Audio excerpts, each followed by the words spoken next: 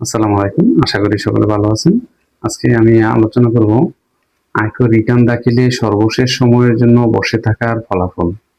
আমরা জানি সারা বাংলাদেশে 1,20,00,000 টিন সার্টিফিকেটধারী ব্যক্তি রয়েছে, যাদের প্রত্যেকে রিটার্ন সাবমিট করা বাধ্যতামূলক এবং বিশেষ কিছু ব্যক্তি ছাড়া সকলকেই অনলাইনে রিটার্ন সাবমিট করা বাধ্যতামূলক। বর্তমানে নভেম্বরের প্রথম সপ্তাহে সার্ভারে যে জটিলতা তৈরি হচ্ছে, সকলে একই টাইমে এবং একই সময়ে সাবমিশন হওয়ার কারণে সার্ভার কভারেজ দিতে ব্যর্থ হচ্ছে। তাই যারা এখনো রিটার্ন সাবমিশন করেননি, শেষ সময়ের জন্য অপেক্ষায় না থেকে অতি দ্রুত রিটার্ন সাবমিটের জন্য প্রস্তুত হন।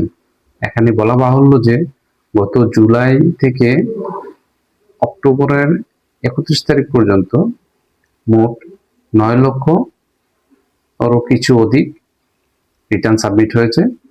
বাকি যে 1,10,00,000 টিনধারী ব্যক্তি রয়েছে, তারা প্রত্যেকেই নভেম্বরের 30 তারিখের মধ্যে রিটার্ন সাবমিট করবে। তাহলে বোঝাই যাচ্ছে যে সার্ভার কি ধরনের ঝামেলা বা জটিলতা তৈরি হতে পারে। মূলত সকলের প্রেশার একই সময়ে হওয়ার কারণে সার্ভার এই ধরনের জটিলতা তৈরি হতে পারে। তাই আপনারা যারা এখনো রিটার্ন সাবমিশন করেননি, অতি দ্রুত রিটার্ন সাবমিট করুন।